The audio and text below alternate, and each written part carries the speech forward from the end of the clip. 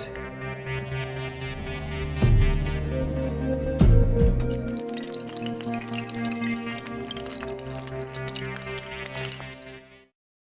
On s'est dit, elles sont bien implantées dans leur territoire. Et un des principes aussi de la RSE, c'est justement toutes les interactions entre l'entreprise et son environnement. Et donc pourquoi aller délocaliser une entreprise où les gens ont leurs habitudes de vie, où elle est impliquée dans le territoire, etc. Et donc elles ont toutes gardé leur nom, toutes gardé leur localisation. La seule chose qu'on changeait en boutade, c'était le logo, parce qu'on voulait qu'ils soient tous verts et bleus. Et comme ça, il y a une unité de communication. Et alors on en a une qui est une TAN pour rentrer dans leur groupe, qui a 113 ans. Donc ils vont recommander dans le groupe des entreprises centenaires. Et une autre qui va fêter ses 50 ans cette année à Lens. Ma raison d'être et ma passion. Et puis après, comme j'aime bien ma région et l'entreprise et l'engagement sociétal, je me suis fait croquer par différents virus.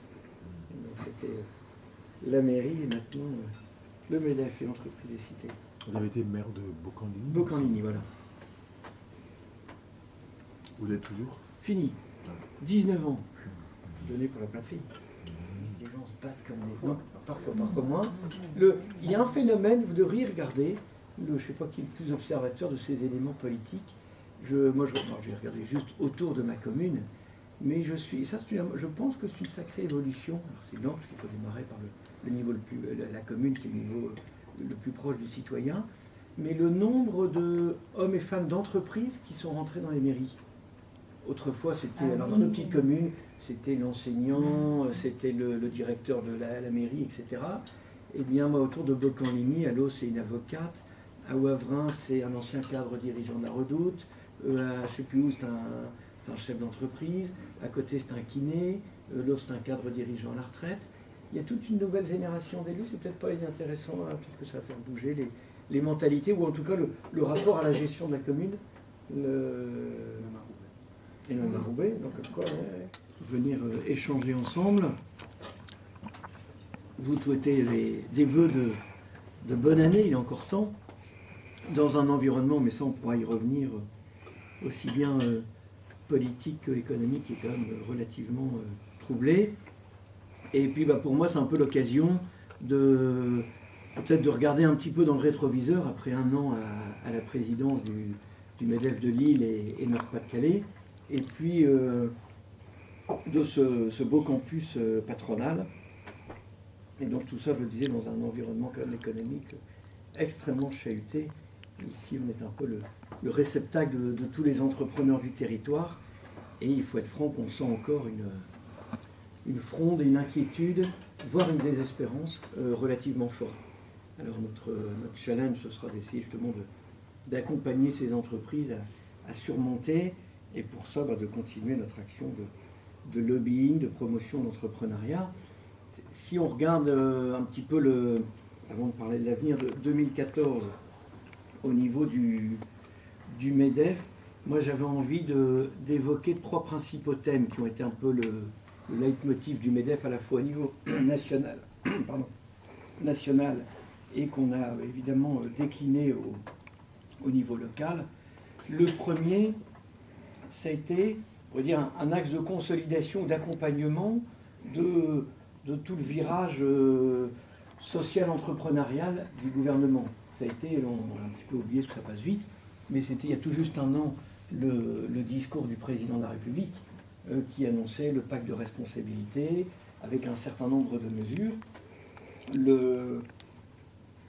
Nous, les enjeux là-dessus, c'était de dire attention, il y a les problématiques de compétitivité, les problématiques de simplification et de baisse de la dépense publique.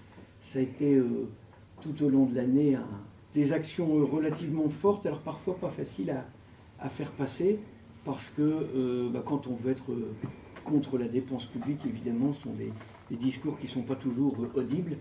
Donc Pierre Gattaz a voulu toujours être offensif là-dessus. Et sur le message de la simplification, ça je pense que c'était un discours plus facile à tenir. Par contre, sur ce virage social-libéral, social-entrepreneurial plutôt, pardon, et compétitivité, c'était plus difficile parce qu'on est encore sur un certain nombre de tabous Moi, je ne sais pas s'il y a 5 ans, le président de la République, comme le Premier ministre, aurait osé parler de compétitivité comme on en parle maintenant. Il n'y a plus un discours où on n'évoque pas ces problématiques-là.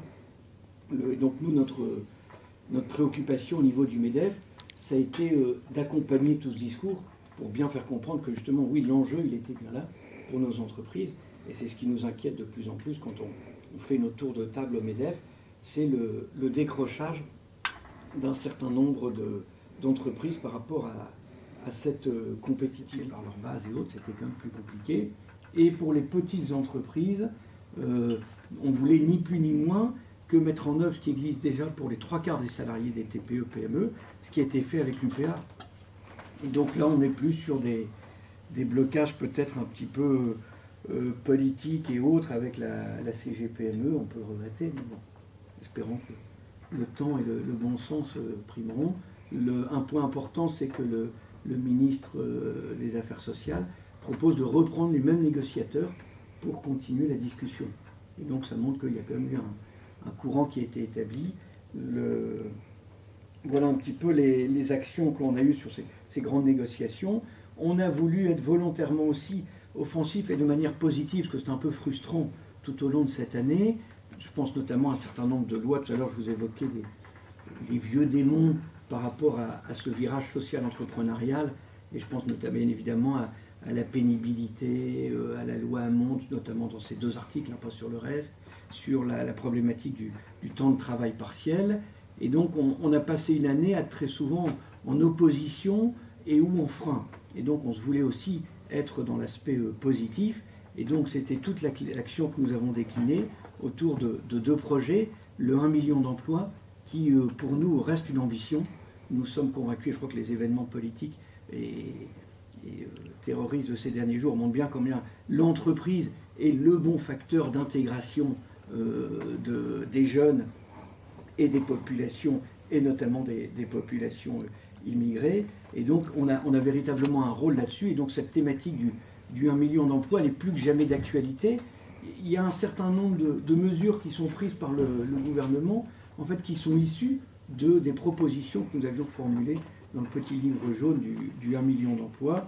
Le 1 million d'emplois, c'est aussi, ça s'est décliné avec toute notre action sur Beau Travail. Beau Travail, c'est qu'on estime en France qu'il y a 300 à 400 000 emplois qui sont non pourvus. J'en discutais hier encore avec des sociétés qui travaillent dans l'informatique. Elles sont en pénurie de main-d'œuvre sur la métropole. Moi, je le vois dans mes métiers d'industrie. On est en pénurie de main-d'œuvre sur certains métiers. Et donc, l'action du MEDEF, ça a été par un certain nombre de films publicitaires, de présence dans les salons, et on va le continuer en 2015, notamment avec dans la caravane du Tour de France, etc., pour promouvoir ces métiers, justement faire connaître qu'il y a des métiers avec des débouchés qui sont en général plus payés que le SMIC. Et donc là, il y a véritablement des actions à mener. Ça a été notre projet France 2020. On essaye d'avoir une vision prospective. Alors évidemment, c'est moins médiatique, mais il y a un vrai travail de réflexion qui a été piloté par Jean-Pierre Le Tartre sur ce projet France 2020 qui anime le territoire. Et avec l'idée, évidemment, c'est plus tard qu'il y aurait un engagement militant pour prendre un mandat ou autre. Et alors, ce qu'il y a d'intéressant dans ce groupe de jeunes, maintenant c'est une 60aine de chefs d'entreprise, c'est que les histoires de parité, c'est un débat qui a plus lieu d'être. Alors je ne sais pas exactement quel pourcentage, mais je suis sûr qu'on ne doit pas être loin des 40% de femmes. Et donc ça, on sent que tous ces combats, je ne peux pas dire que ce sont des combats d'arrière-garde, bien au contraire, mais chez les plus jeunes, les préoccupations sont plus là et on peut s'en réjouir. Mais ces jeunes-là, c'est des jeunes.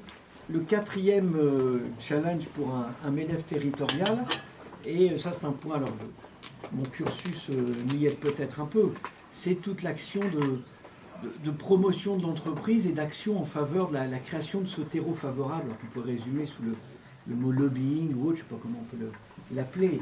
Et une des préoccupations fortes que nous avons eues tout au long de l'année, et sur laquelle je veux qu'on travaille, mais vraiment sur le long terme, c'est toutes ces passerelles qu'on peut tisser avec les différents univers des acteurs du territoire. Et donc on a tous les mois maintenant un rendez-vous avec un parlementaire ou un élu d'une grande collectivité, pour démystifier un peu l'entreprise, mais aussi que les chefs d'entreprise appréhendent bien les préoccupations de l'élu, parce que la méconnaissance, elle est dans les deux sens. On a fait ça avec le monde de la justice, on a fait ça avec l'éducation nationale, on le fait avec les collèges et lycées pour aller parler de l'entreprise, pour aller parler de l'entrepreneuriat. J'ai dit, on le fait avec les syndicats. J'aimerais bien, pourquoi pas, imaginer de le faire avec la presse. Nos chefs d'entreprise n'osent jamais, je crois que souvent c'est une interpellation qu'on fait, mais les chefs d'entreprise n'ouvrent pas leurs entreprises. Et il y a toujours cette appréhension de dire, oui, mais si j'ouvre mon entreprise, on va aller raconter des trucs, etc. On souffre un petit peu, et donc du coup, on est plutôt sur des idées reçues, et il n'y a quasiment pas une réunion dans laquelle j'interviens face à des chefs d'entreprise sans leur dire, il faut que vous soyez des pédagogues de l'entreprise. Et donc, à la fois, en premier lieu, vis-à-vis de vos salariés, parce que il y a certainement encore beaucoup d'efforts à fournir. Et donc, comment est-ce que vous partagez avec vos salariés vos succès? Ouvrez vos ateliers, ouvrez vos usines, ouvrez vos bureaux. On l'a fait avec le monde de la justice. C'était à la fois impressionnant et intéressant pour le chef d'entreprise, mais aussi pour tous les substituts du procureur qui n'avaient ouvertement jamais été dans une entreprise et qui posaient des questions complètement décalées. Mais tant mieux, au moins il les posait. Quand on le fait avec des enseignants, on a des témoignages écrits de chefs d'enseignants qui nous envoient des mots comme quoi ils ont passé vraiment quelques journées absolument. C'est un chef d'entreprise, l'emploi et la croissance, ça ne se décrète pas. Et donc ils étaient persuadés qu'en annonçant un pacte de responsabilité demain... J'ai déjà vu, je voyais sur Facebook un sénateur communiste qui demandait déjà des comptes en termes d'emploi avec le CICE au 31 décembre 2014.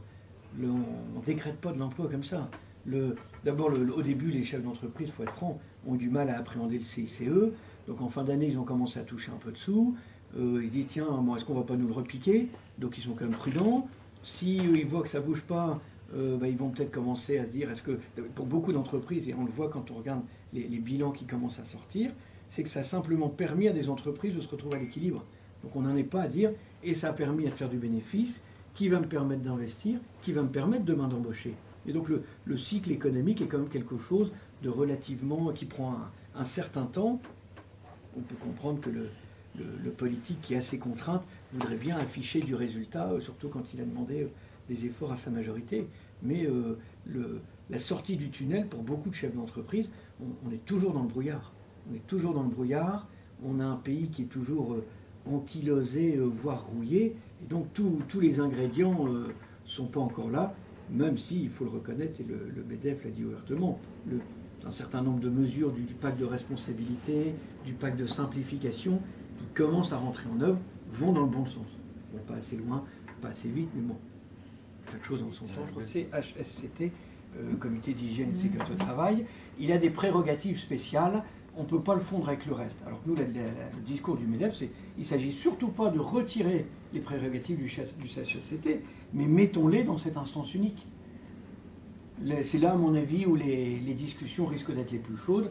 Elles sont à l'autre bout de l'échelle dans les TPE, sur les entreprises de moins de 9, mais là, on est plus sur des divergences intra-patronales avec la CGPME, sachant que les syndicats ne sont pas opposés, parce que ce qui a été fait avec l'UPA marche bien.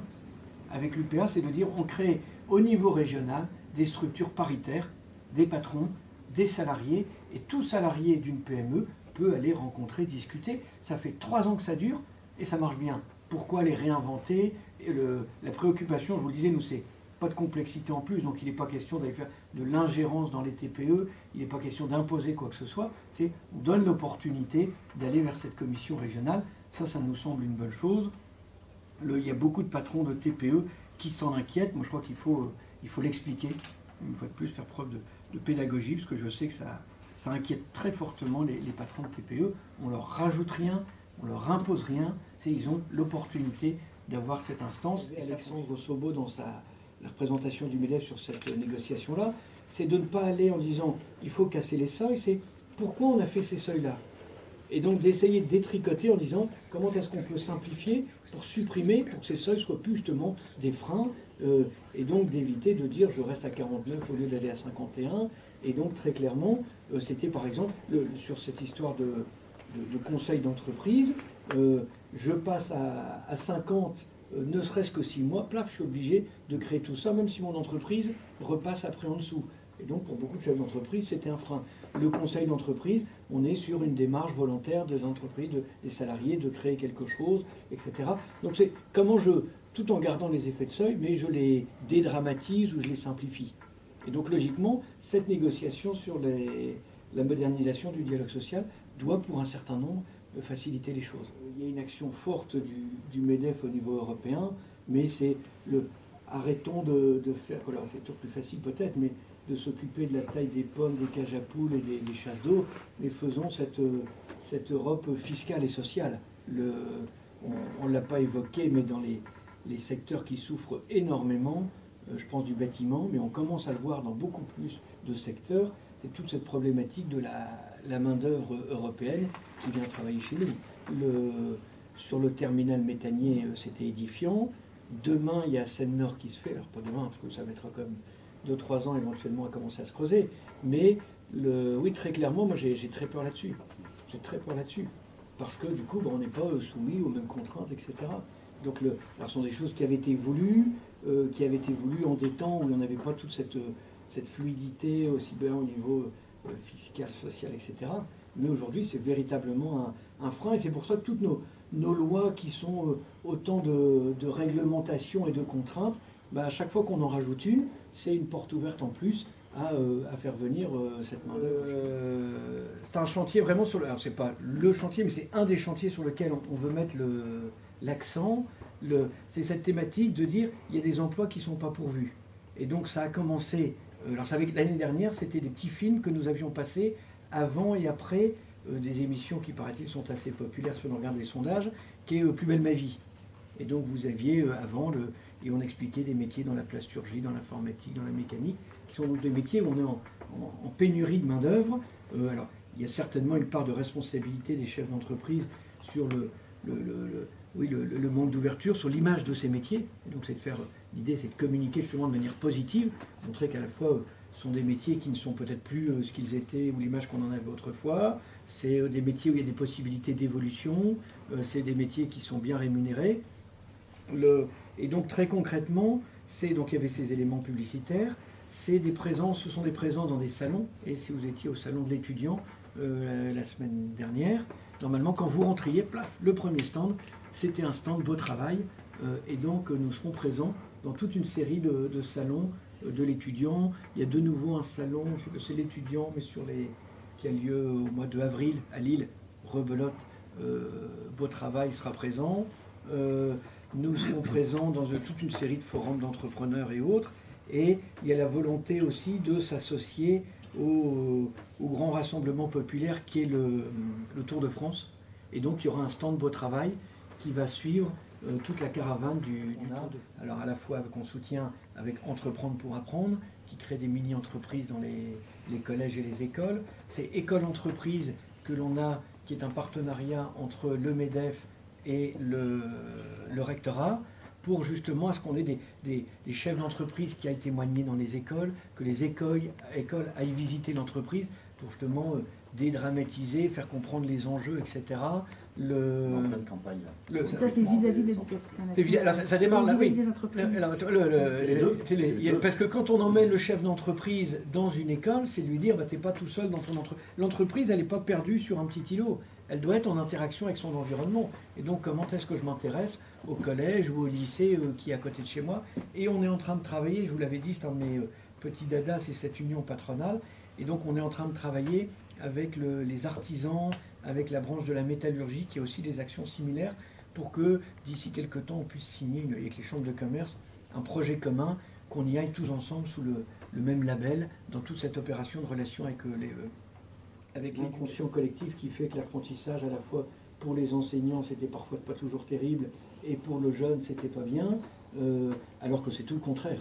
Et là, il y a un vrai boulot, parce qu'on voit que le nombre d'apprentis a baissé l'année dernière en région. Alors c'est dû notamment, je reviens toujours à mon petit élément tout à l'heure, c'est il faut quand le gouvernement prend une décision, le parlementaire, est-ce que c'est bon pour l'emploi ou est-ce que c'est pas bon? Il y a eu des mesures qui ont été prises résolument anti-apprentissage. Je pense notamment pour les TPE qui avaient le droit à des petites aides. Du jour au lendemain, hop, on vous retire ça. Je ne dis pas que c'est ça qui fait... Mais c'était peut-être le petit plus qui motivait ou qui permettait pour l'artisan d'avoir un lien avec sa chambre des métiers ou avec sa chambre de commerce. Ben, on a rompu ça. Le gouvernement l'a remis, mais il faut relancer la dynamique. Il y a véritablement, on le voit bien, alors on a ça à la fois vis-à-vis des jeunes, mais aussi vis-à-vis de l'enseignement supérieur. On a avec Formasup un très bel outil pour justement faire de l'apprentissage pour des jeunes en enseignement supérieur.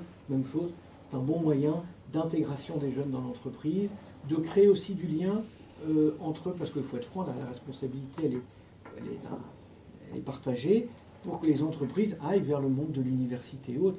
On n'a pas assez de doctorants, etc. Mais il faut démarrer peut-être petitement. L'apprentissage est un bon moyen pour tisser du lien entre l'entreprise et l'université. Ne serait-ce que parce qu'avec la nouvelle loi NOTRe, donc les régions vont avoir un pouvoir accru en matière de développement économique. On n'imagine pas le futur vice-président à l'économie avoir 2 interlocuteurs, un pour le Nord, un pour le Pas-de-Calais. Et donc très clairement, Picardie, Nord-Pas-de-Calais et Picardie. Et donc là, on a entamé toute une série de discussions pour aller vers la création d'un grand MEDEF régional avec la volonté que l'on a, un peu comme pour les chambres de commerce, hein, c'est l'organisation que nous avons en Nord-Pas-de-Calais. On a 4 MEDEF territoriaux qui sont calqués sur le territoire des chambres de commerce. En Picardie, c'est la même chose. Vous avez 3 MEDEF territoriaux qui sont calqués sur les chambres de commerce. Vous en avez une par département. Nous, on est un peu atypique avec ce côté transdépartemental. Et vous avez un MEDEF régional. Et donc, il faut que demain, au 1er janvier 2016, il y ait un grand MEDEF régional qui puisse être l'interlocuteur de la région, d'autres collectivités locales, des préfectures, des directs, de toute la structure administrative du pays.